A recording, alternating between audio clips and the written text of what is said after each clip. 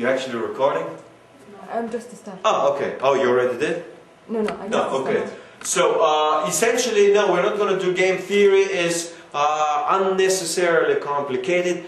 No one in the real world thinks in, let's see, if I do this, he's going to do this, and if he does this, then I'm going to do this. Well, he has three options to keep the price high, average or low.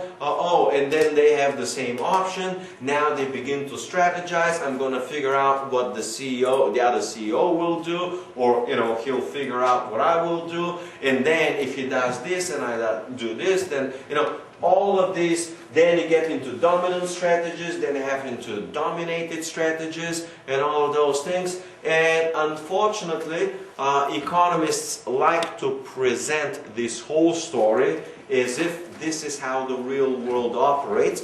The reason is that most of microeconomics has been exhausted as a fertile ground for publishing in the first 50 years of 20th century. So game theory came up in 60s, 70s, 80s. It came up as a ground where professors could just publish and publish. They can write books on game theory and how to strategize and how to do all of those things. So at one point in a couple of decades, half of everything in microeconomics, all publications were, well, let's try to devise a game. If the game goes, now we have a consecutive game where, one pizza shop changes its price, then the other pizza shop reacts and changes its own price. Then the first pizza shop, seeing what the price of the second was, adjusts its price. Then the second, seeing what the first did, adjusts its price. So each reacts to the one by adjusting the other. Or you can have a different alternative where you can actually have that both of them have to do the same decision at the same time. Let's say Christmas time. So for Christmas time, they got to do their Christmas pricing on the same day. And they observe what happens, and then the next Christmas they repeat all over again. And then the Christmas after that they repeat all over again. So you have sequential moves, or you have simultaneous moves. And all of these little things allow for providing for different games with different strategies, and this means a lot of publications. Then you provide an optimal solution, then there is a non-optimal solution, then you provide an example that has two alternative solutions where both end up with high prices or where they both end up with low prices. And if you have two solutions, now we have to have some random effect, which, in other words, this is a whole story where tens of thousands of articles are published and becomes a, a fashion. So economics suffers from fashions like any other industry, especially the fashion industry. But even what we're talking about, Hollywood. Now, Hollywood also suffers from fashion. Fashion to do about these types of movies, or that types of, or the horror types of movies, or the comedies, or whatever these are. So this has been a 2-decade-long fashion within the economics profession, game theory, where essentially economists will race to publish more and to make their brand names, and someone will take a particular field within game theory, publish one, find a particular oddity, publish a second one. Oh, but what if we have 3 players instead of 2? Well, then the solution changes. Okay, that's another publication. Well, what if we have 4 people? Well, the solution changes again. Well, what if we have so many people, n number of people, Then they begin to talk about, well, is the solution really stable? For example, the prices are stable, won't go up or down. For example, with airline industry, you have these price wars occasionally. So solutions are extremely unstable. They try to keep the prices high. At one point, they just slash prices big time, and they get up into a price war. Somehow, the war wears out all the players. They say, okay, we had enough war, we're sick and tired of the war. Of course, they're bleeding with a lot of losses. Let's raise the prices again. They raise the prices again. Then there is the topic of, well, is there collusion when, 3 or 4 companies decide simultaneously to raise? Well, did they actually do it together? And they, the bosses called each other and coordinated, which in the greatest country in the world is strictly illegal. In Bulgaria, they do it all the time. Or if the market just allows for coordinating mechanism. And a lot of economists get into the job of showing that it is optimal for them to do it and to follow each other, so as that, oh no, they didn't really agree on it. In other words, it was a bad, meaning illegal behavior. Economists were on the job to prove that, oh no, it's not really illegal. It is natural. We show it and we prove it with game theory. So I don't understand. You don't understand what? The game theory. Well, game theory is essentially when person A, now I'm beginning the lecture of game theory. What is game theory? Game theory is essentially playing a game. Where, I think what you will do and you think what I will do. And, for example, we're two pizza shops. And I can put in for a pizza price 6, a 7, or 8. And you can put the price of 6, a 7, or 8. So, you put in your price at 8 and I say, oh, I'm going to put my price at 6 and I'm going to steal all of your customers. So your price is at 8 and I put in one big sign, $6 pizza, alright? And I'm going to steal 90% of your customers. What is it you're going to do? Reduce the price. Lower the price. Lower the price or do nothing? Of course, the lower the price, but I have a question. Okay, what's the question? How does it increase the publication, you said? Or? Yes. Oh well. You just designed a particular game. He finds a very optimal solution. He finds that after he designs a game. Yeah, design a particular game. So it's that theory in his head. It's not true. Yes, we call it game theory because it's theory. Because it's based on mathematics, because it requires mathematical solutions. And these mathematical solutions require certain mathematics. So, you have your game. The game is, I'm going to put the price of 6, I'm going to put the price of 8. Well, if you put the price of 6, I'm going to react back to 6. Now, because I can't get enough customers to, get enough volume, my profits are extremely low. I'm at 6, you're at 6, my profits are extremely low, your profits are extremely low, I have to raise my price to 7, so what do? Oh, you'll also raise your price to 7 because at 6 you aren't making enough profit, so you raise your price to 7, and then, now that we're both at 7, I decide to raise my price to 8, you decide to raise your price to 8, and we're back at this original price. And then my profits aren't going quite as well, and I say, okay, I'm going to, cheat again, or I'm going to try to, one more time, play the game with 6, so I'm going to lower the price at 6 just for today, and tomorrow I'll raise my price, and then, so I made an awful lot of money on one day when I was doing 6 and your price was 8. So what do you do tomorrow? You say, oh, you're going to play these games with me? Tomorrow, when my price is 8, you lower suddenly your price at 6, and suddenly I'm bleeding, right? And this is kind of like a punishment. Say, oh, if you play these games with me, meaning like lower the price to steal most of my customers so that you run the losses, I'm going to do the same with you.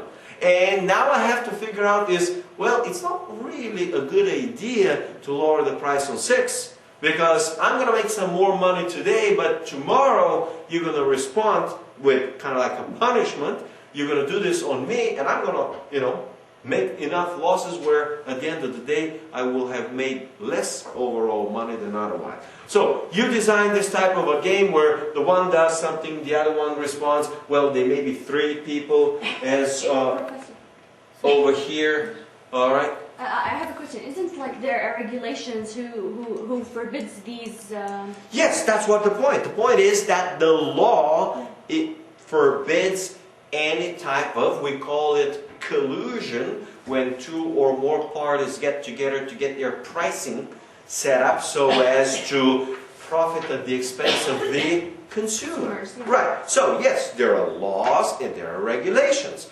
But if there are only 2 companies and I'm the only one and you're the only other, and what's to prevent me to give you a phone call and say, hey, I'm thinking of raising the price a little bit from 10 to 12, what do you think? And you say, oh, that would be great. I'd love to see your price of 12 and mine will be 12 too. Well, is that how do you prove we actually spoke about the price of 10 to 12? Can they do that? I mean, if Well, there are only two price leaders in the market. Well, the question is whether they can do that. It's completely different. They do it all the time. The question is, can the Department of Justice prove that when I gave you that call, that we actually spoke about raising the price so that both of us can profiteer at the expense of consumers?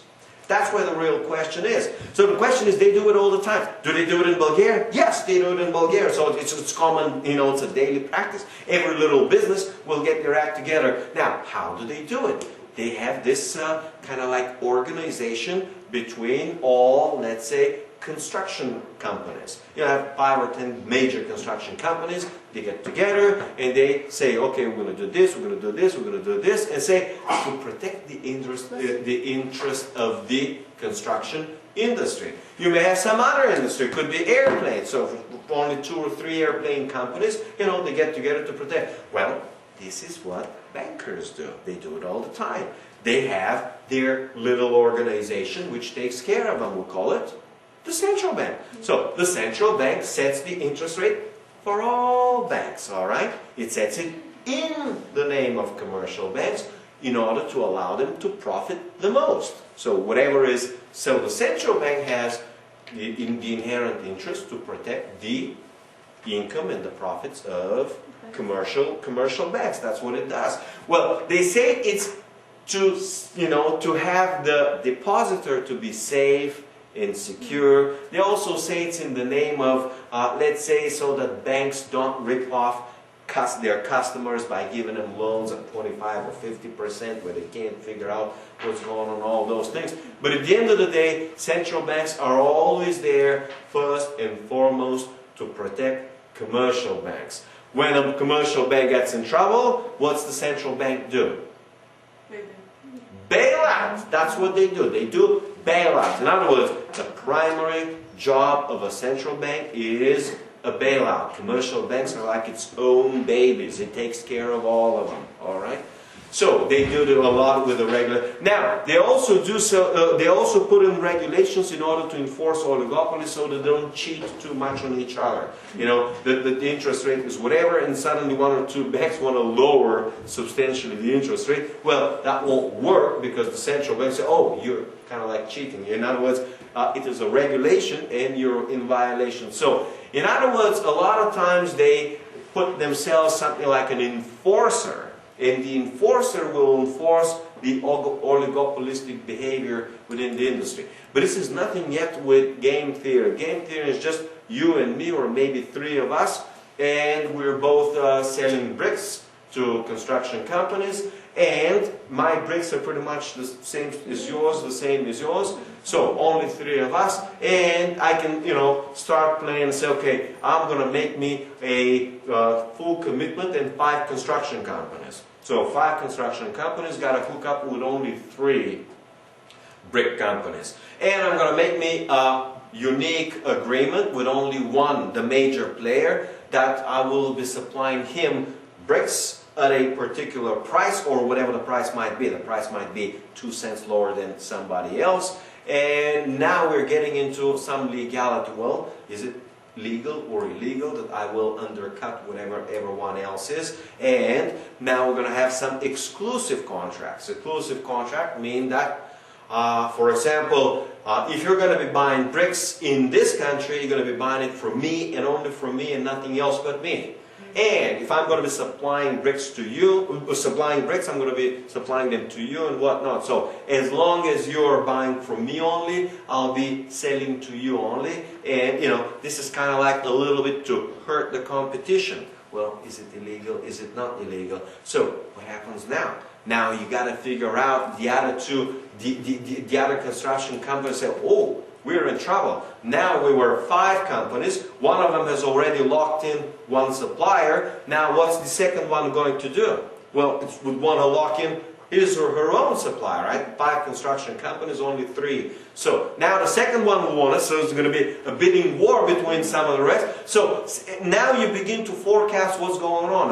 And the idea is now one will start a bidding war, the second one will start a bidding war, and then the third one will say, oh, I'm not going to bid for this one. Now they're going to start bidding war for the other two. So the four will begin a bidding war for the other two. And you know, the point is that once you begin this strategic behavior, and once you get into certain contracts, suddenly others will become aggressive. They will not just sit and wait to see that, you know, their profits are falling. They'll become aggressive.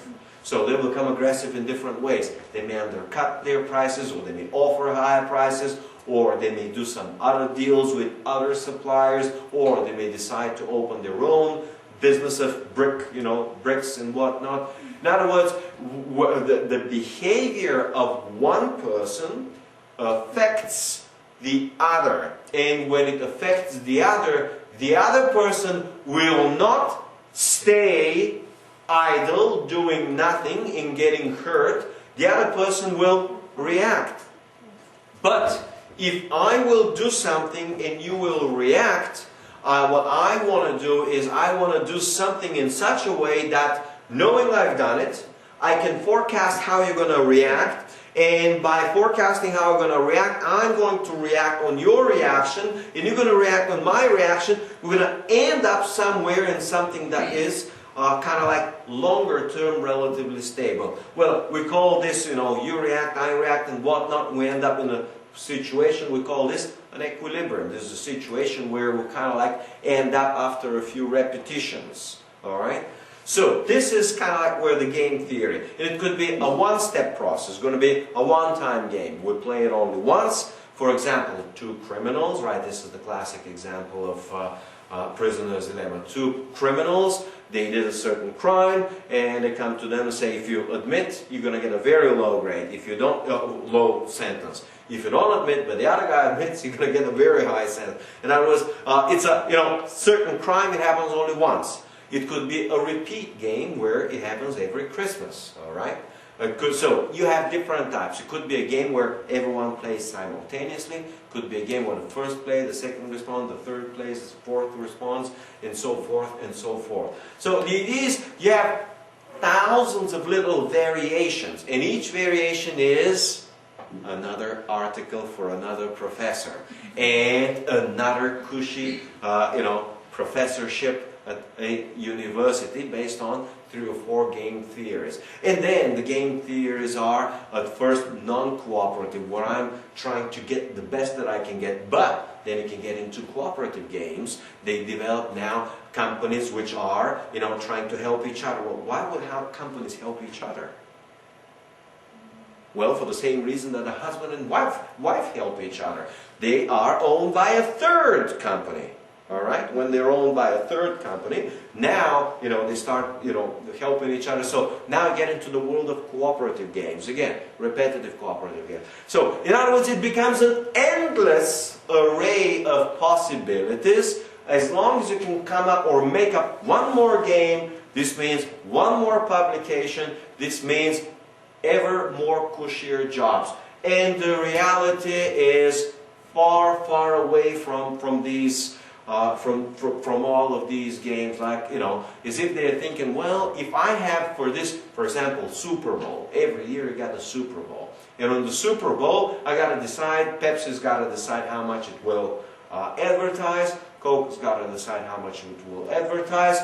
If Pepsi advertises an awful lot, and Coke doesn't advertise, it will boost its sales and profits. But what if Pepsi advertises a lot, Coke also advertises a lot, each spent 20 million on advertising? Well, at the end of the day, consumers aren't going to be buying more Cokes and Pepsi, they're going to be buying the same old quantity, but they just lost 20 million on advertising. Well, TV advertisers love this kind of advertising wars. That's a different story. But the point is, suddenly both of them turned out losers. All right. So the point is, you have to begin to think who does what and how. If I do this, you know, if the one has no advertising budget, but the other one plans for a 20 million budget, well, you can't just not respond. You have to respond. You can think in terms of, now, do you now have like two, literally like two mobile suppliers? STC and mobile. Right. Okay, so STC, is there like an advertising war and they keep advertising and everyone's...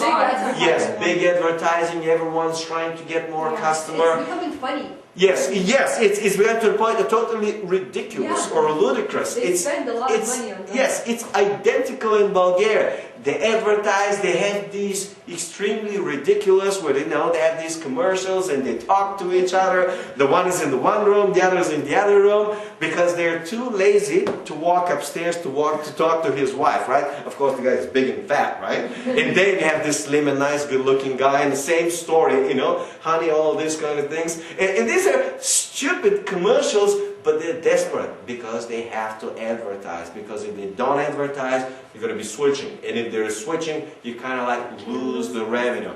The problem with these types of product is that usually you lock in the customer for a while. And if the customer if you lose the customer, you can lose him for 1, 5, 10, 20 years. You can lose him forever. So actually, a customer is extremely variable because the value of the customer is not simply the revenue that you make or the profit margin that you make. For example, if I pay 200 real on my mobile each month, for example, and they make on me 150, for example, it's not, the profit for them is not, and the value is not 150. The value is the discounted present value of all 150 reals for each month for a long, long time, for the next 10 years.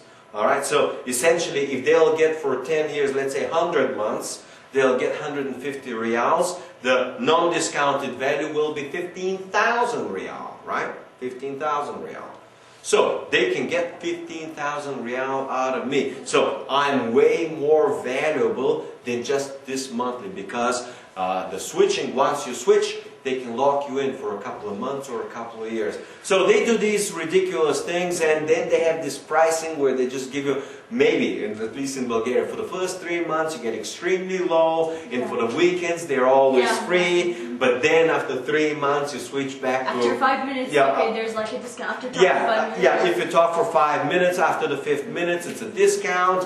But you can also have a friend within the network. If you have only two. These are the same games that they play in Bulgaria. And as you can, I mean, I can tell you 10 of these, and I'm sure that all those 10 will be here because, you know, marketing guys are relatively cheap. You know, they got a pretty crappy education where, you know, it doesn't take a lot of originality. If marketing guys in Bulgaria, you know, competing, only 2 companies can come up with a marketing campaign, you know, the guys will come up here with the same campaign. I mean, they studied in the same American universities, got the same textbooks. So they come up with the same campaign, and then they respond with another campaign. We're going to give you free weekends, unlimited weekends. And they say, oh, we're going to give you free weekends too. And we're going to give you also with 5 people. You're kind of like, you know, the family thing. So with 5 people, you talk unlimited, free, anytime, anywhere, whatever, and all the stuff. And they say, oh, we're going to give this too. And they say, okay, and we're going to give this, and we're going to give... In other words, they come up with all those things, but it turns out that all the countries in the world, they pretty much do the same thing over and over again. That's because that's human nature. That's how they think. That's how they try, kind of like to attract customers for that. And the customers will usually switch into this and switch into that. And in Bulgaria, you know what usually customers end up with? Because of all of these plans and everything else, customers, and you can see people always with 2 mobiles, walking with 2 mobiles. Because it turns out that, you know, a whole bunch of friends are on the one. For example, they say, if you're talking with, for example, mobile, it talks with STC, it's 1 real per minute. But if you talk mobile to mobile, it's only 10. You know, halal or whatever. So suddenly the price is 10 times lower. So, oh, I'm going to talk with all of my friends, mobile friends on my mobile, so that the charge is 10 times less and the price is 10 times less. And at the same time, for all the STC people, I'm going to use, an STC. So suddenly everyone's walking in Bulgaria with two mobiles. Yeah. So what's really happening is they usually think that they can outplay, meaning outgain the consumer, but a lot of times consumer really adjusts and say, oh, it's going to be most optimal, so everyone's just carrying it. If you carry it in your bag, what's the problem of throwing in a second one? Or what's the problem of throwing in a third one? And you just simply know who's on which network and you call them from that one. So it may turn out that all of these promotions where you get the regular price for the one company, but at the same time, you get 10 times lower price in between us, it may turn out that both companies are big losers because consumers adjust and actually exploit that opportunity where they just carry two and suddenly when they say, oh, we have conversations only with our network, and this guy never made a conversation to any other network. So suddenly you've kind of like almost lost the guy, right? Because he already has the other phone, he's using the other phone for that. And this is the whole story of game theory. And you can make it infinitely more complicated, but you can begin with chapter whichever it is, 13 from the textbook. I mean, I can go on and on discussing, they have different Nash equilibria. They had this movie about John Nash and how he did it, how he put in the foundations of Nash, of game theory and of equilibrium, blah, blah, blah, but that's not interesting. Let's put a pause and, what is it? Is it a break or is... So we now begin chapter 12, and chapter 12 is about managerial decision with market power. Market power, unlike competition, simply means that the company has the ability to change a little bit the price, effectively to raise the price somewhat without effectively losing all the customers. Saudi Aramco clearly has market power. It can raise its own price by 10 or 20% and it won't lose all of its sales. We spoke already before, BMW can raise, it has some market power, can raise the price by 10 or 20% and it will lose some sales, but it won't lose all of its sales. So this is actually the definition, the ability of a firm to raise the price without losing all of its sales. For example, you may have a very hot competition in industry, let's say gas stations in the United States, and a gas station owner may want to raise by 10 cents his price. Well, it is so competitive, consumers immediately notice 10 cents increase and they move on to the next gas station. They just don't stop here, they stop there. So a gas station could literally lose 90 or 99% of its sales by simply raising just a little bit. Well, the opposite is also true. Gas station might have a little bit lower price. Consumers, being very price conscious, can literally swamp the gas station. He can see long lines. And if the owner is not quite astute before he knows it, he's out of gas. Meaning, whatever the tanks that hold the gasoline are already empty, and he says, no gas, that's it. So, alright, it gives the firm ability to raise the price above the marginal cost and above potentially the average cost, and provides the company the ability to extract profit, to make an economic profit. Alright. You may have a very special case of this, and that's monopoly. In other words, you may have only 3 luxury cars, and each, BMW is its own monopoly, but within the luxury segment, it competes with also Mercedes and Audi. But you may have only one single firm offering the product. So, when it does, it can set literally its own price. One of the biggest myths, let's clarify, is that it is generally represented by media and usually or almost always by politicians, that a monopoly is simply an evil firm which exploits and profiteers at the expense of consumers. And the other presentation is that monopolies always make an awful lot of money, and that they're always profitable, of course always on the back of the innocent consumer, which is certainly not true. You may get monopoly companies to become so big, so bloated with bureaucracy, having 40, 50 VPs, vice presidents, each, making $1 million or more, to the point where it has become so bloated with bureaucracy, everything is so cumbersome, all the costs are so huge, that even a monopoly, no matter how high it raises its price, it can still not cover all of its costs. So, monopolies are not guaranteed a profit. And there is one other thing. A lot of times when you have a monopoly, usually when the monopoly abuses its monopolistic power and raises and raises and raises and raises and raises, we have in Bulgaria central heating. The whole capital of Sofia, maybe 70-80% of apartments will have central heating. And the central heating is the monopolist. So they put, through the radiators, the heating and whatnot, and they raise and raise and raise and raise. And at one point, the consumer gets sick and tired and say, no, we can't pay all of this. So what consumers do is they disconnect their own radiators and say, we're not going to use the service anymore. Similarly with telephones. A telephone company, once it was privatized, it raised and raised and raised and raised and raised, and they began something of a different type, a mobile. And people said, oh, we're just going to disconnect. My father just recently disconnected his regular landline telephone. Says, there's no point in paying that kind of money. Plus, he just got himself on internet, so now we can have, go on Skype and talk with him, right? Mm-hmm. So, the point is, a monopolist can abuse his monopolistic power, but usually, sooner or later, consumers adjust. Now, in Bulgaria, we have very tight oligopoly, which acts as a monopoly, in the sense that at the same time, in the day, they all raise the price by the same amount. Everywhere, in the whole country.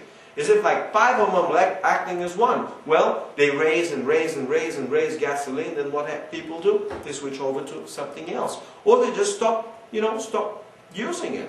So, monopolies do not have a guarantee on profits.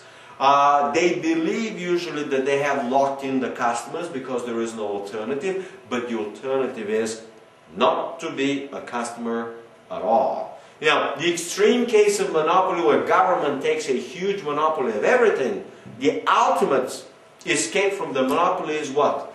Move into another country. Alright? In other words, sometimes the monopoly might be choking so much, not only the industry, but the consumer, the whole economy, to the point of saying it's not even worth living anymore in this country. It could be some third world country or whatnot. Alright. Monopolies usually have some barriers to entry. That's one of the keys in monopolistic competition in general. In general, you have some type of a barrier to entry, which is coming fairly soon. Now, how do we measure market power? Well, market power you can measure in different ways. One is if you raise the price, what percentage you're going to lose from your customers. All right, that's the basic way to measure it. But the overall idea of measuring, is through elasticity. If demand is inelastic, the company has very high market power. If demand is very elastic, the company has relatively little market power. So market power is inversely related to elasticity.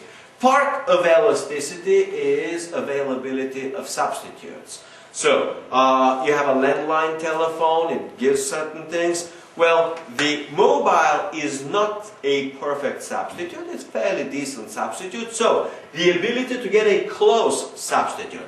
But for my father, it turns out that the internet, Skype, became sufficiently close substitute.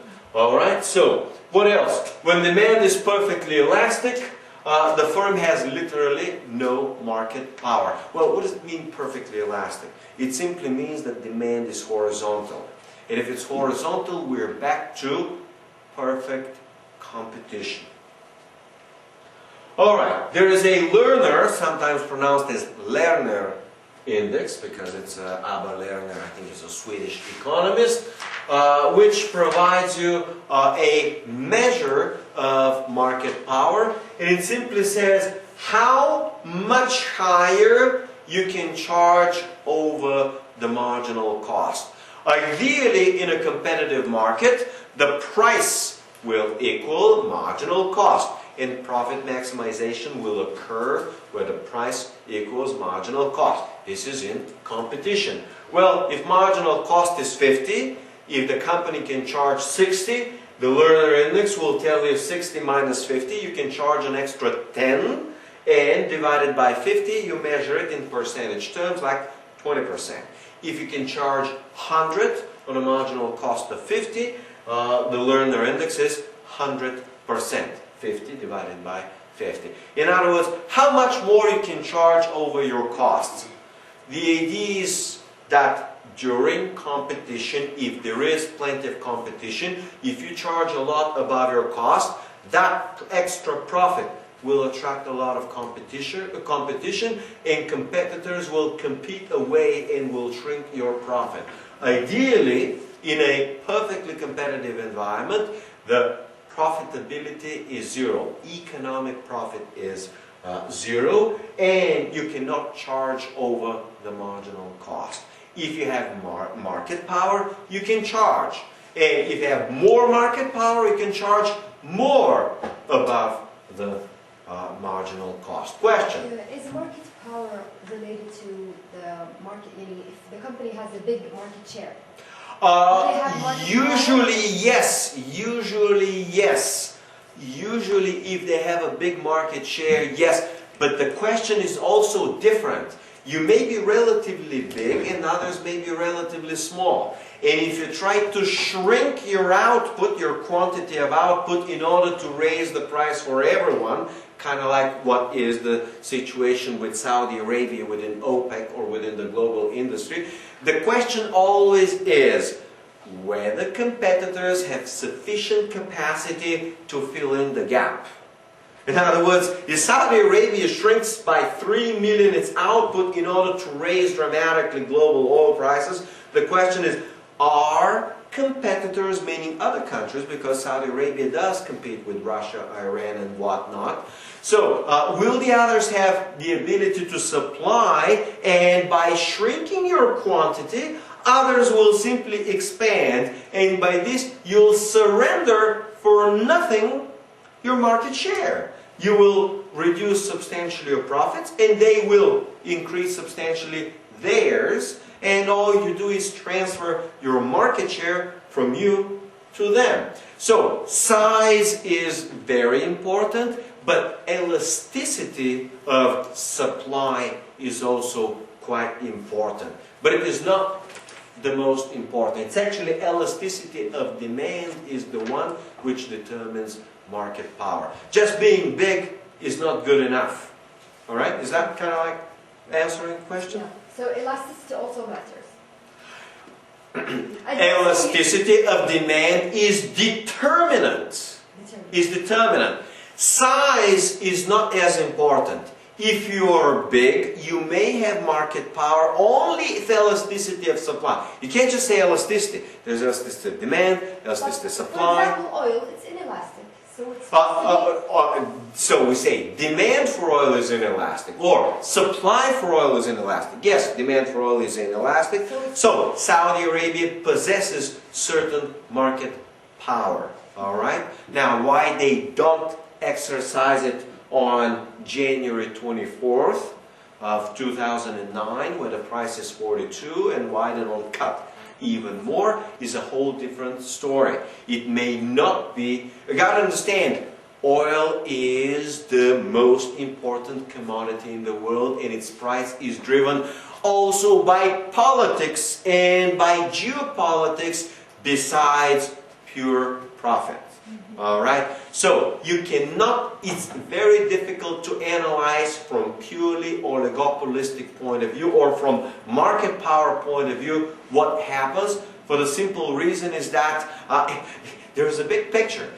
You're having a war coming up with Iran, maybe. You're already maybe having a war between Pakistan and India. And you have a much, much bigger picture to be concerned about. Are we going to make 150 billion this year or 160 billion this year? In the big picture, in the big scheme of things, the extra 10 billion mean nothing. There are a lot bigger, strategic alliances, whether it's US, whether it's Russia, whether it's Germany, whether it's China. Strategic alliances, geopolitics is much, much more important. So oil for these types of things is not a very good example because it's not a pure market behavior. Behavior is not market driven, it's politics driven. Alright, is this clarifying? Move on.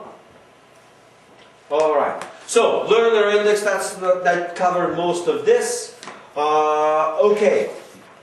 If consumers view two goods as substitutes, cross elasticity will. So, if consumers see STC and mobile as very close substitutes, then there is neither has very strong market power. All right. For example, in Bulgaria, as gasoline prices went up and up and up and up, and consumers got sick and tired, they put in the LPG, which is kind of like natural gas, propane, butane. They put in the LPG system. Suddenly, I see gasoline and LPG as perfect substitutes. It's a flip of a button, and electronically I can switch from gasoline to LPG, and from LPG to gasoline. Suddenly, in other words, at some circumstances, they may not be really good substitutes, but at some point down the road, if you get to abuse that oligopolistic or monopolistic position, consumers adjust and somehow create new substitutes. All right, and if you create the new substitute, then suddenly, market power begins to shrink rapidly. Question? In Saudi Arabia, there is no substitute for oil, right?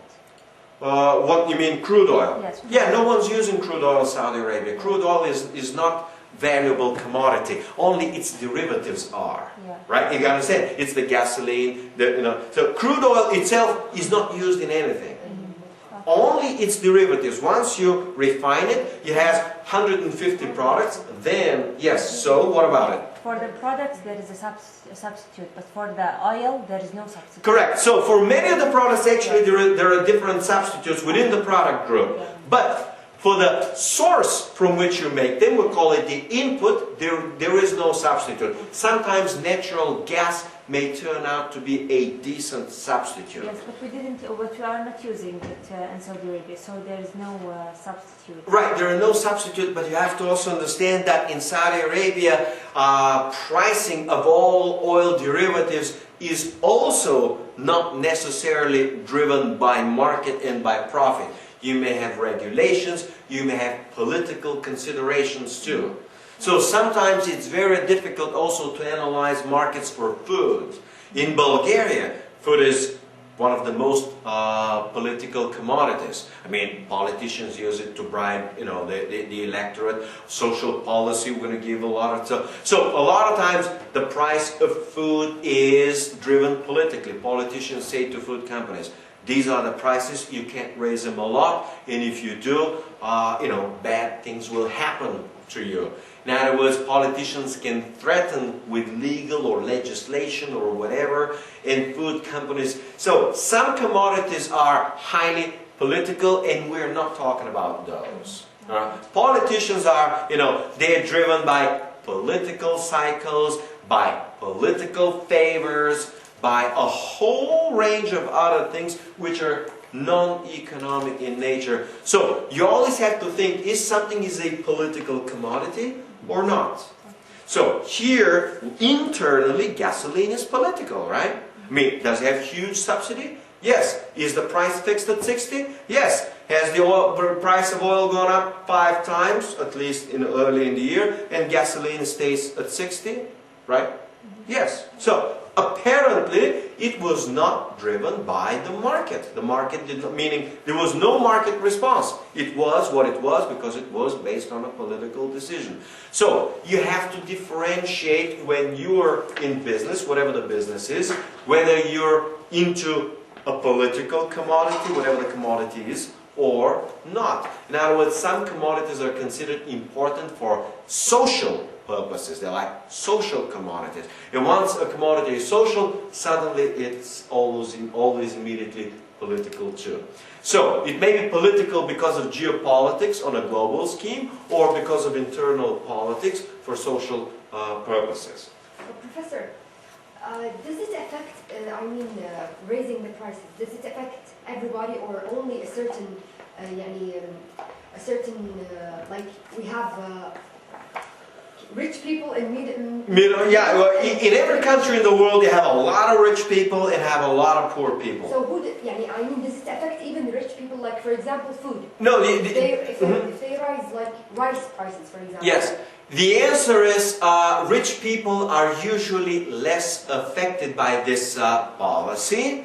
So, usually only the poor people are affected because they spend a significant percentage of their own income, they spend it on that commodity. So, usually what they want to do is lower food and energy specifically for social purposes, to make the cost of living relatively bearable. In other words, if you can give people some cheap food and cheap energy, there will not be a revolution. It's all about 2 things. Either revolution or social revolt and throwing out the politicians and replacing them with other politicians, alright? So, what politicians are always afraid is of one thing: unemployment. How do you become an unemployed politician? Well, when the government gets changed, you're suddenly unemployed. So, the idea is politicians always want to keep the masses happy, and basically keep the masses happy by keep them, fed and warm. In other words, by giving them relatively low food and so by if giving you speak them... about inelasticity, it relates to a certain segment, Yeah, to a certain commodity. The social... To a certain commodity. No, it relates... No, I'm talking about the people. No. The demand. Elasticity of demand relates to particular commodity. There's one elasticity of demand for this camera, alright? There's a different elasticity of demand for watches. There's a third elasticity for shirts. There's for ties, for shoes, for cameras, for textbooks. So for every single product, there is a particular elasticity of demand. Of course, there's also elasticity of supply. So you have to consider what the product is, you have to consider its elasticity, and you also have to consider what are the close substitutes. Are the substitutes good enough or not? For example, if we're using this textbook by Managerial Economics by Thomas and Maurice. Well, it's not showing in there. Thomas and Maurice. Is there a different textbook, Managerial Economics, which is a close substitute that you can use and prepare for this particular course so that you can get still a comparable, decent grade instead of using this one? Well, sometimes it's perception, right? Sometimes it's, well, I'd rather just use this one because that's what we use, and that's what everybody uses, that's what I use, all right? So, you consider this to be relatively inelastic. Well, this is what publishers like to do. This one is McGraw-Hill. They like to somehow, if they could, lock in professors into their product, and if they lock in professors, they really hope and pray or have the marketing strategy that professors will lock in the students and force the students to pay exorbitant prices, alright? But there's something else. What publishers do is, McGraw-Hill, International Edition. What does it mean, International Edition? I think he's American. Huh? I think he's American. This Not is not only for American. USA. Yeah. What does it mean? Publication of it's going to be sold only. Yes, it will be sold only abroad. Why only abroad? So as not to undercut its own market price in the United States. So they do this price differentiation. In the United States, this costs $150,000, and of course it is available only in hardcover and luxury and everything else, and they charge 3 times higher price. Over here it's available, for cheap poor Bulgarians, our average income in the capital is roughly $400 a month. No Bulgarian is going to pay $150, but if it's $40, $50, $60, some will. So what they do is a 2-tier pricing system. Sometimes they may do a 3-tier pricing system, where they have extremely high price where the market can bear very high price. Then they'll try to separate the two markets. So they say, this copy is illegal. Can you zoom in here? Are you zooming in? It says, this international student edition is for use outside of the US. They can't use it inside the US? Yes, it's strictly illegal to use it inside the US. Oh. Why? So, because if you can sell it in the US for 50, Yes, they will lose. yeah, they'll lose a lot of money. They'll lose, you got it? Yeah. So, the idea is that if they use it in the US, you'll do what's called arbitrage. Yes. You order them over here, about 5,000 copies. And you pay for more. Yeah, you ship them over in the US, sell them for 70, and make a lot of money. And make a lot of money at the expense of McGraw-Hill. Well, McGraw-Hill aren't that stupid. They just won't let you do that. And this is what this yellow sticker says. And if somebody tries to sell it with the yellow sticker in the US, someone will come, tap you on the shoulder and say, we need to talk to you. Meaning, you're in trouble. You're under arrest. All right? You're in trouble.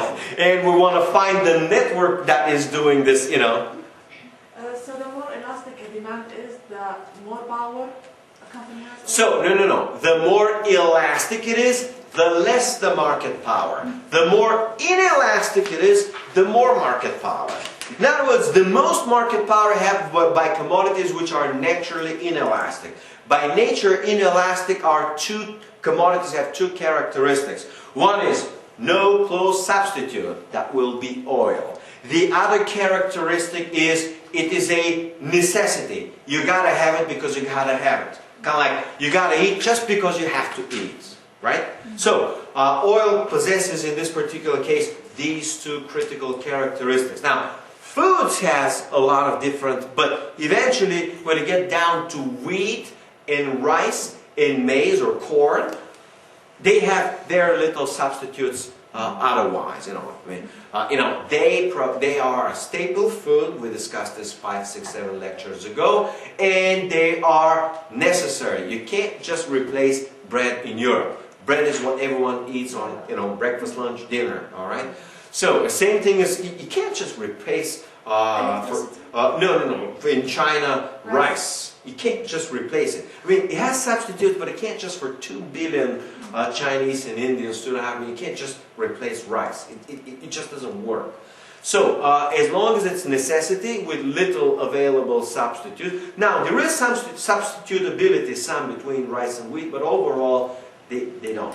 All right? Same with oil. Of course, oil has natural gas is becoming more and more of a substitute, but still, it's not a practical substitute. It can't be a practical substitute for a whole humanity. I can replace it in my car, and maybe 5,000 or 5 million Bulgarians can replace it in their cars, but globally, America can't. Or globally, China can't. Or globally, India can't. So, you have to think in terms of the commodity of what the market is. Are we talking about Bulgarian market, where they could be, or are we talking about the global market? So, within Bulgaria, we can substitute rice with wheat fairly easily and be nimble. But overall, a whole Asia can't do the substitution. So it's inelastic in Asia. Yes, relatively inelastic in Asia. And global demand will be relatively inelastic. relatively inelastic global demand. So what you have to do, and this is part of kind of like I'm touching on some of your exam, is you have to see how you define the market. Do you define the market for gasoline and gas in Bulgaria? Do you define it in Europe, or do you define it in the global market? Because you will have fundamentally different implications. Right? Like we discussed, the Russians shut the gasoline in Bulgaria, and in Ukraine, and CNN shows this TV where poor little Bulgarian children are freezing in the dark, in the cold and whatnot. But they don't ask the question. Wait a minute. In every room in Bulgaria, we got electric plug. Like we have electric plug over here. What's preventing them to plug in the heater, electric heater, and stay warm? What's preventing them? They don't have money to buy the heater. They don't have money to buy the heater. So the problem is not that Russia cut off the gasoline, which is what propaganda, BBC propaganda tells. That's not the problem. The problem is fundamentally different. They are too poor to afford the heater, or that they are too poor to afford the electricity. Okay. All right? You see, the problem at its core is not that three-year-old little girl is freezing in the in the cold and whatnot. And of course, they show them in these nice pictures. The problem is fundamentally different. The problem is they can't afford, for whatever reason, the electricity. The problem is they can't get some other type of oven with wood. And Bulgarians do use wood. Why they don't have wood? What's the problem? It's very cheap, yeah. Yeah, it's very cheap. It's extremely cheap in Bulgaria. What's the problem doing that? And they show these pictures, with little children suffering, and they call for compassion and see the evil Russians, what they do to innocent, little children in Bulgaria, and all the way around, but they don't tell the story. Again, so that's back to the point. What's the question again? Elasticity of demand. How does it affect the market power? Okay, so it is the most important determinant of market power, and in turn, it depends on whether it's a necessity or not, and whether it has a substitute or not. All right? Is good enough? Yes. Move on. Is it time for a break? Yes. You want to take a break? All right, take a break. You got it? Yes, sir. No, What's the product? no, hold on. Okay. All right, so The first question was about products. As we Okay. discussed, Saudi oil, there is no there is just Crude oil. okay, if you discuss crude oil is only crude oil, there are no other products. If you want to enter a completely different industry, for example, engine oils. Yes. Engine oil is a derivative of crude oil. You got to get into the world of engine oils. Has nothing to do with the crude oil industry. Yeah. Now you got to get into different refiners, who does what. Now you have to tell me what are the brand names of engine oils, do they have substitutes, what the pricing. So it's completely different market. Engine oil market is fundamentally different from the crude oil market. Okay. Now you could have other petroleum derivative products. Again, each of them has its own, but you can't just do the whole petroleum industry. You should focus strictly on crude oil. Okay. Whatever you do, you need to focus your product to be manageable. Maybe one, maybe two, maybe three products. Okay, you can't just use everything, the whole industry. Then what? Talk about the product itself, or? Yes, that's number one. You first describe what the product is. So probably I should have put in there, which I kind of like forgot, but it's part of it. What is the market? How you define the market. How you define the market. So, I mean, do you define Saudi crude oil? In other words, you have something, some unit, which competes within a larger context. So it will be, as I explained already, Ford competing with other American automakers, or Ford competing with other automakers on the US market. So it competes with German, it competes with Japanese. Or you can have Ford competing globally with Japanese, Germans, and everyone else. And now somehow we got to define the product, Yeah, and then the market. And the market will also include either geography or the market niche, whatever that niche is. All right, so you have to define what the market is. So once you define the product with the market, you have effectively defined the industry. I mean, the idea of all that we're talking for the last 3 weeks is that we're talking about so-called industrial analysis. You analyze the particular industry. Now, the fundamental of any industrial analysis is always demand and supply.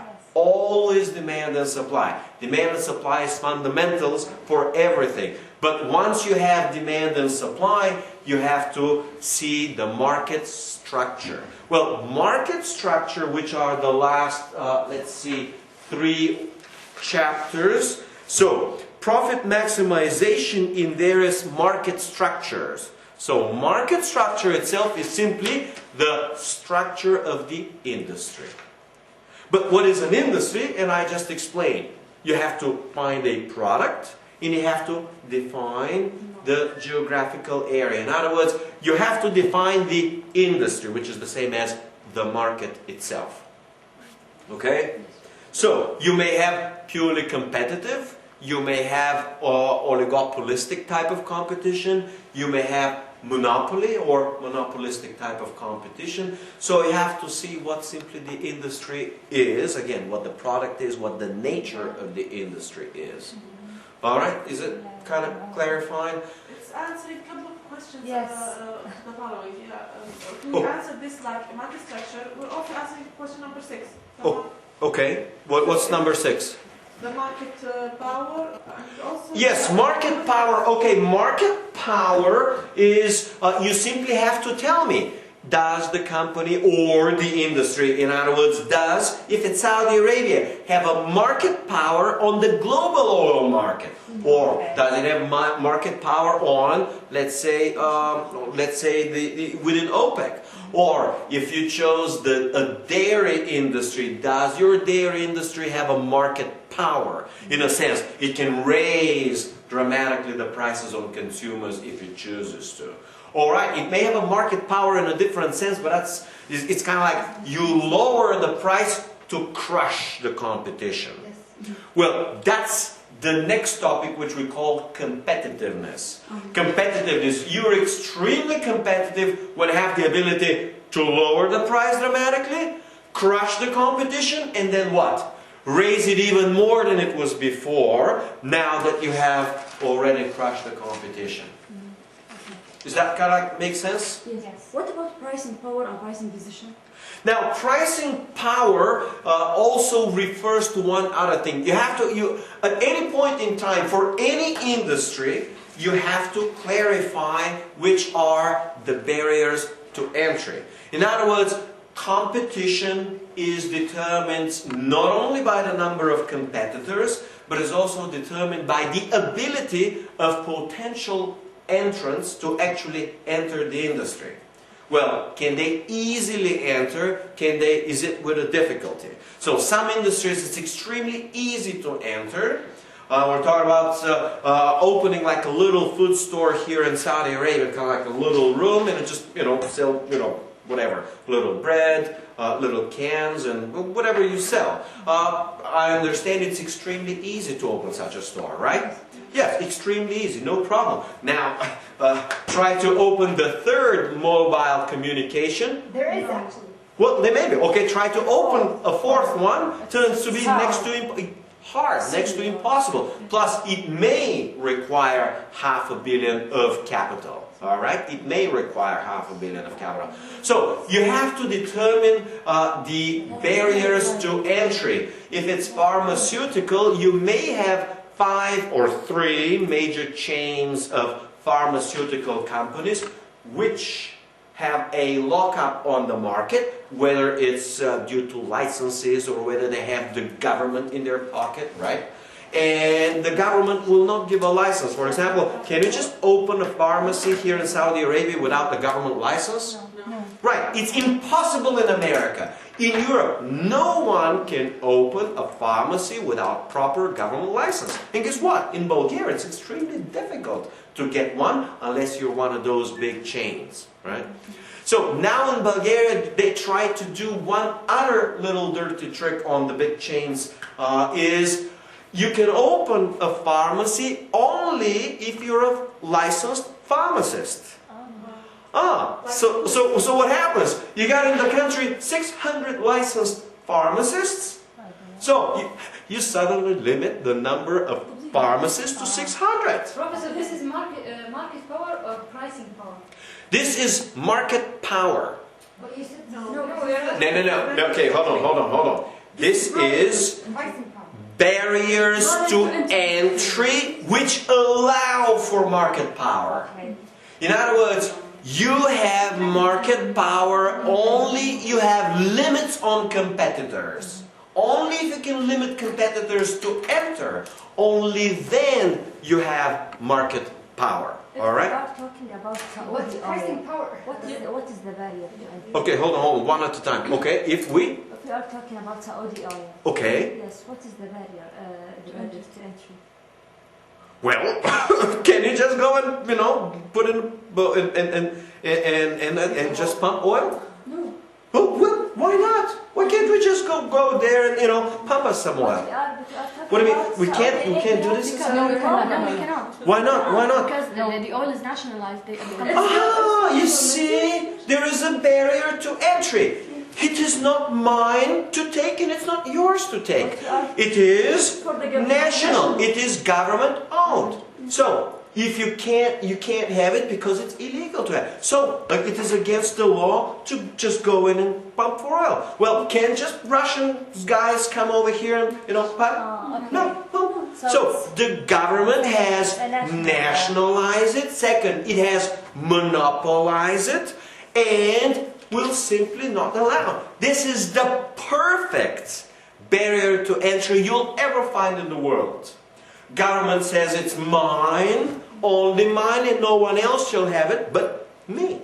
Period. Of course, it happens for a lot of other things. So if I found it in my farm, In Saudi Arabia, if it's oil, it is still not yours. It is still not yours. No, they will buy it from Okay. Come on, please. Let's focus on what we're doing over here. When we're done, you're gonna get your argument and fight outside. All right? So let's see more questions. So we are talking about market power. Market power is based on the level of competition, and level of competition is based on barriers to entry.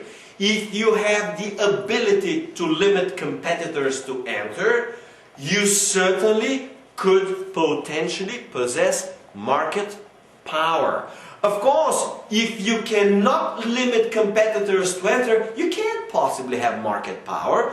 Why not? Very simple. As soon as you try to raise the price and increase the profitability, someone's going to come in and enter the market. maybe the quality is different. Maybe the quality. Now we're talking about a completely different issue, which is that chapter that we were doing up until recently, which is product differentiation. Light, sweet, crude is the same all over the world. Of course, it has different grades and different weights and different, sulfur content and whatnot. So, once you begin to talk about different quality, you talk about product differentiation. We're talking about what we entered. This is the whole chapter of monopolistic competition. If it's monopolistic competition, we are back to what we discussed earlier on. Do consumers perceive that the products are substitutable or not? To what extent they perceive that one product can substitute for a different product? To what extent they perceive that a Mercedes is a good substitute for a BMW, right? Again, they may say, no problem, for them it's just the same thing, the CEO wouldn't even care, but for a big man it was going to make a world of difference, alright? So, again, the product differentiation then depends on, is there substitutability? To what extent consumers think or perceive it as substitutable? Well, the substitutability will determine the elasticity. If they are highly substitutable, it will be highly elastic. So the market power will be reflected in the elasticity itself. But the elasticity will be determined by the two factors which I already discussed early on.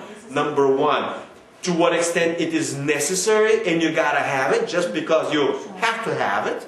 And the second extent is to what extent you have substitutes and how consumers perceive the substitutes. Now, the perceptions of the substitutes most often depend on not reality but marketing.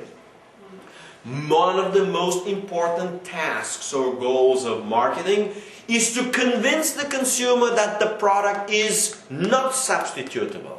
That you gotta have it, and that if you get anything else, you won't be getting the same quality, the same service, the same effectively product. So this is what one of the main goals of marketing is, to try to convince that the product is unique, to create a niche of its own, and to create market power for the company which owns and produces the product. So this is the interaction between microeconomics, market power, and the subject of marketing, which is a different subject. I have a question regarding the complements. We studied that the complements, for example, is like tea and sugar. Correct. And if the price of tea went up, people won't be consuming sugar because they're related to each other. So if the price of oil was high, will people stop consuming like cars and these things? Or No. Did you see the price of oil went up 5 Because times? it's inelastic, right? Yes. Okay, so Yes. there isn't like a real complements for oil. What do you mean? What Wait, are oil no. complements? Okay. What do you mean? Whatever you use oil with. You use oil with cars. Cars and oils that's my are... question. So they're complements? Yes, of course. Okay.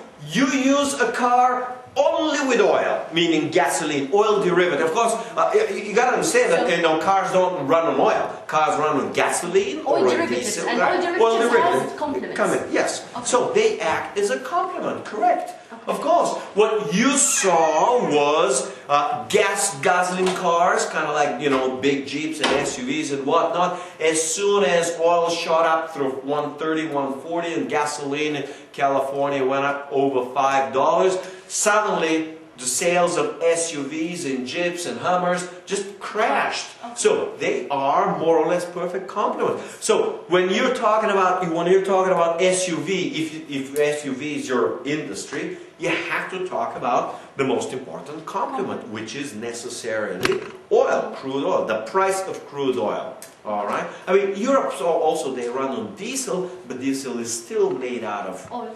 crude oil anyway. So yes, you have to consider complements, because you can't just consider the one without considering the complements. If you ignore the complements down the road, you'll get some what we call distortions, which will cause some paradoxes and some illogicality, which could be perfectly... I mean, it's kind of like, oil is going up and say, wow, for no reason, prices of sales of SUVs crash. But if you just look at simply the complement of an SUV, you say, oh, it's perfectly logical. Okay. It makes perfect sense. Can you explain Yes. pricing power and pricing decision? Pricing power and decision. Okay, well, pricing power is whether you have it or not. Can you raise the price and lose a lot of sales or lose little sales? You mean price? Hold on. One at a time, please. Be civilized. Okay. Okay, you asked the question. Go ahead.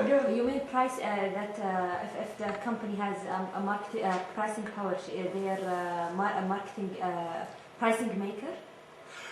If they have pricing power, Yes. they have the ability to set their own price. To a certain extent, they are a price maker, correct?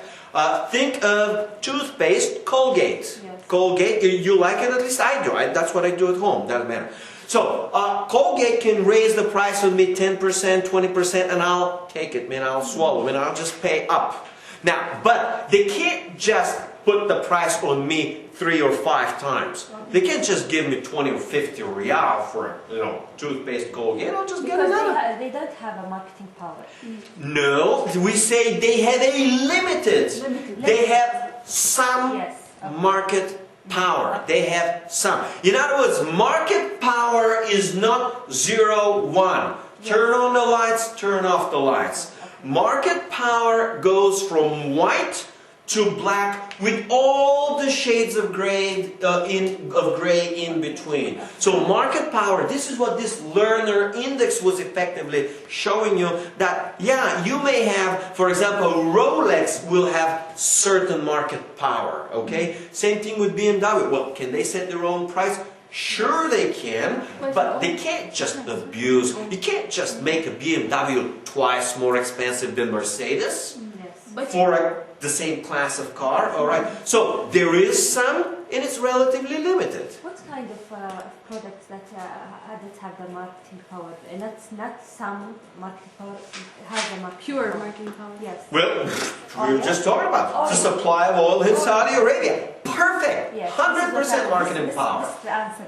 Yeah, perfect. 100%. So whenever you have some sort of a monopoly, you have extremely high market power. Now, if you have only 2 competitors, you will have some, but you have to take into consideration your competitor.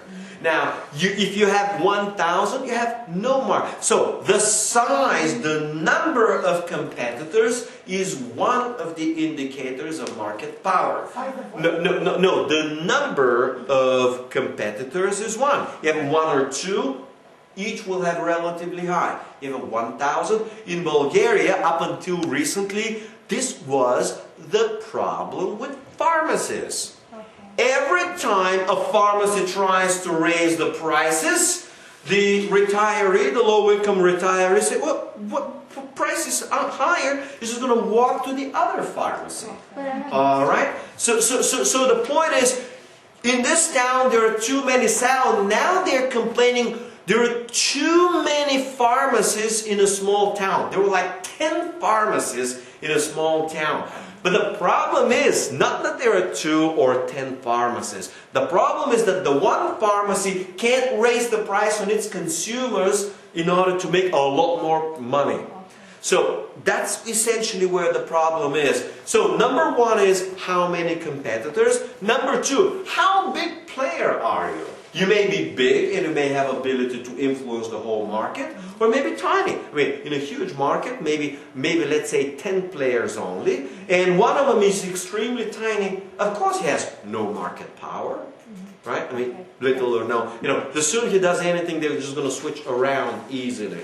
So that's the second one, and the third determinant was barriers to entry. Barriers to entry. All the other questions depend on the first question. Yes, yes, there is a. So again, linked to each other. These questions I did not make them up. Okay. I used the textbook and sequentially, one after another, I use them. The logic is sequential and they depend on each other. So they use concepts which tie to each other. From demand, from supply, they all are based on elasticity. Well, elasticity is based on substitutability. All of these concepts are, what we're trying to do now is integrate the whole course together into trying to see and make what we call industry analysis. Okay, question. Pricing power. Pricing power is determined by the market itself, or is it determined by politics? No, pricing power is determined and follows entirely out of market power. Pricing power is a consequence of market power. All right? If you have a lot of market power, you will have a lot of pricing power. If you have little or no market power, so market power translates into pricing power. And pricing power hopefully translates into higher profit if you're able to raise prices. But of course, you have to understand, you should never think that the best strategy is always to raise prices because you charge more. a lot of times the best strategy is to lower prices in order to ruin a lot of your competition first, and then leave the market for yourself. So you should never think all this, oh, you just got to raise or you have to raise and whatnot. Not necessarily. That's my question. What's the difference between a degree of competition in the industry and a degree of competitiveness? Well, I already explained it very early on, and I'll repeat it one more time. You said the degree of competitiveness is lowering prices in order to destroy the competition. Right, so let's try it. Degree of competition refers to the industry. The whole industry. In other words, the automobile, the car industry in Saudi Arabia is highly competitive, period. Just because it is. We're not talking about Toyota, Honda, or whatnot. We're talking about the industry itself.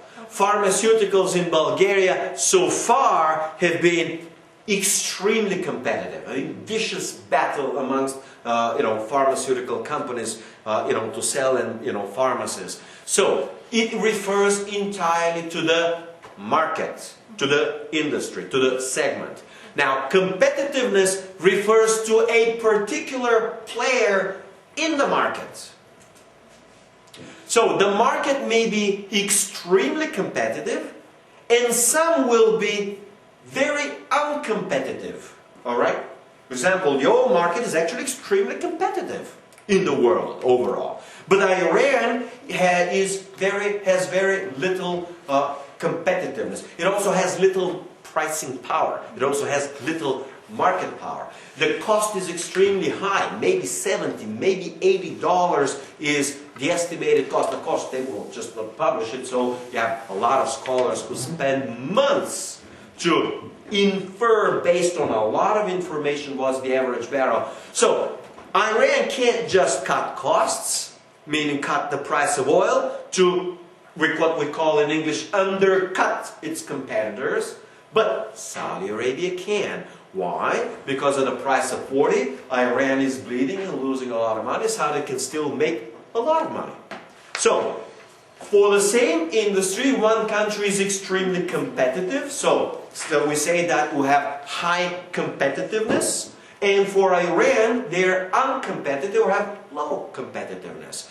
American automakers are very low, have low competitiveness. They can't compete with Japanese. So again, competitiveness refers to Nissan or Toyota or Honda, all right, or GM or Ford. Is that kind of clarifying? So competitiveness refers to the relation of the company to the overall industry. The competition simply refers, what is the industry? How much does it affect the industry? This company, how much does it affect the industry? No. How much it affects the industry is to a great extent the market power. It is to what extent it can lower prices and still remain in the business. In other words, the fundamental determinant of competitiveness is the low average costs. So if a cost per barrel, the average cost per barrel in Iran is 70, and here it is 7, going down from hundreds to 80 to 75 to 70 to 60 to 50, Saudi Arabia can go a lot lower. So the competitiveness is higher when the particular player can lower the price further down. So usually the only reason you can lower further down is just because your cost is a lot lower and you can still make money while the others have to lose.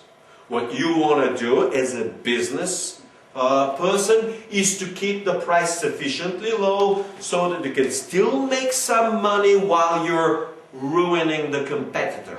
Alright, I mean, here the objective is not for Saudi Arabia to keep the price low to ruin Iran. I never meant that. Yes. But for the Japanese, it could be a perfect strategy to keep those Toyotas sufficiently low in America to ruin GM and Ford and have the whole American market entirely for themselves. That's the idea. So sometimes, that's one of the competitive strategies. So it's not always just raise the price and that's all.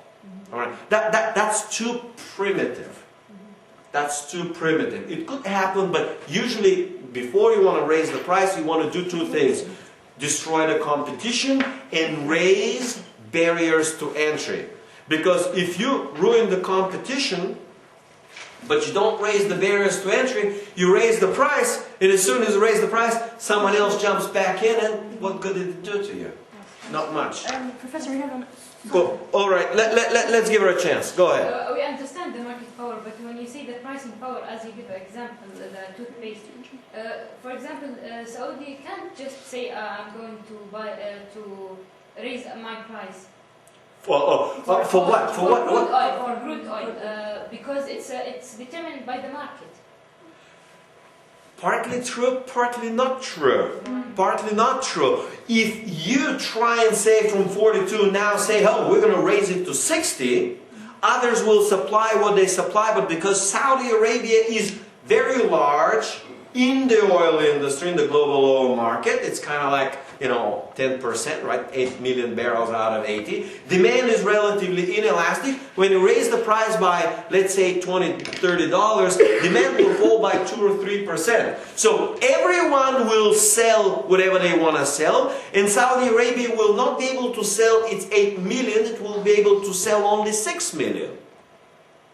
So the ability to raise the price also means you'll have to sacrifice certain quantity in order to get the higher price.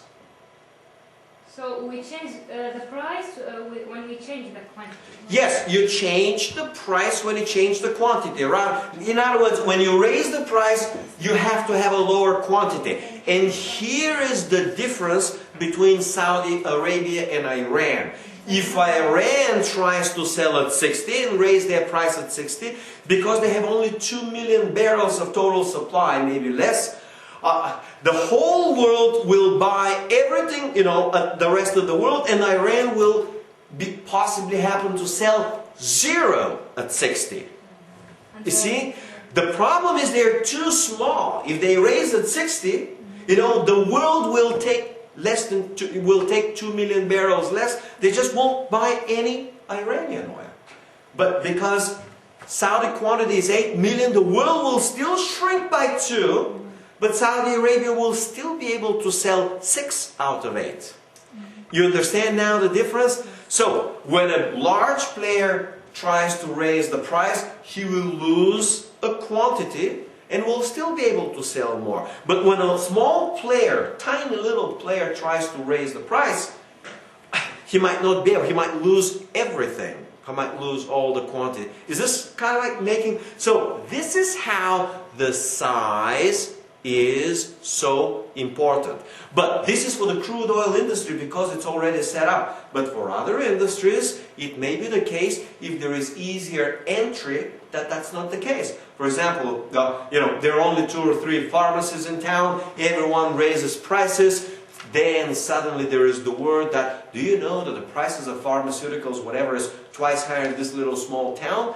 Oh, so high? Yeah, there are only 2 pharmacies. And say, let's go ahead and open a pharmacy. Get a license, what not? Open a license, and move on. In other words, you also need the barriers to entry in the long run, which for the global oil industry are more than perfect. For the global oil industry. Now, within the Saudi market, you also have perfect barrier to entry. Questions? In oil industry, what about the OPEC?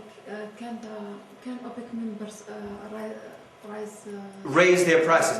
The answer is, which I discussed last time over here, the answer is in general, yes, they have the power. If they want, they can do it. But the problem with the OPEC cartel is that there is no enforceability within OPEC.